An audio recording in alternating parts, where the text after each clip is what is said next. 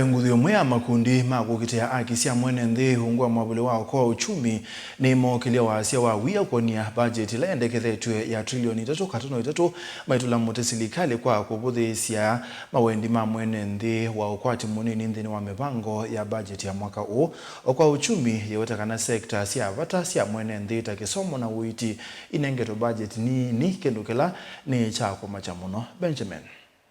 Makundi ama kutetea akisya Mwenenthi mainene ya vailovi ni mavuthiisya maendekethyo ma budget na alama nenganwa mbungeni umonthe Yiweta ni ambesa mbingi indi kite wendi ona umwa kuikithya Mwenenthi wa Ukwati Munini ni watetheka.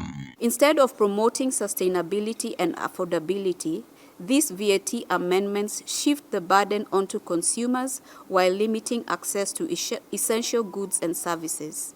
The government needs to identify an alternative solution that prioritizes its citizens while addressing rogue manufacturers to lessen expenditure burdens.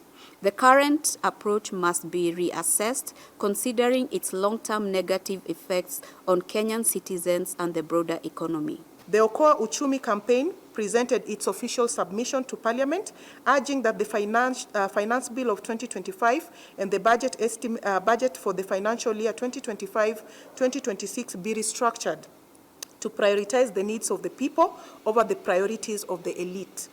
We have made it clear, Kenya cannot tax its way out of this crisis. We must first improve the spending framework. Austerity for the poor and indulgence for the powerful is neither a viable path nor a sustainable alternative. Nimaweta sekta sya Vata sya Silikali ta Kisomo vamwe na Uiiti ni vathulitwe na Kutulwa ilo vya mbingi. Atiwa maendekethyo ma budget nene nimekitwe sektani ingita uvujo kwa enenthi halama Ukwati munene. Workers in the informal sector, those who are self-employed, and low-income earners continue to face the brunt of taxation with minimal relief.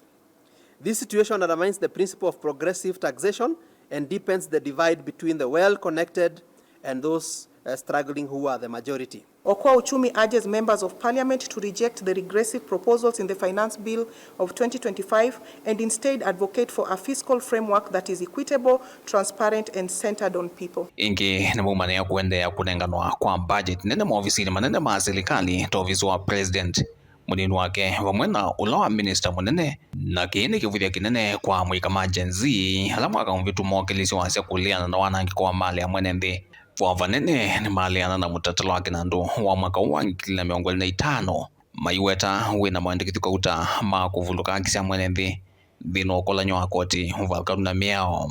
In Supplementary 2 of the financial year 2024-2025, funding for social safety nets is facing a budget cut as resources are redirected to high-level offices such as the Office of the President, Deputy President, Prime Cabinet Secretary, and State House. This is a fact that the National Assembly must consider as it reviews the budget estimates and the finance bill for the financial years 2025 and 2026.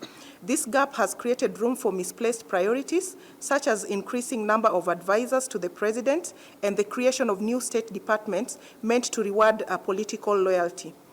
Vilingwa mavo kumavamu sinilovi nyenita wa Benjamin Mwaka.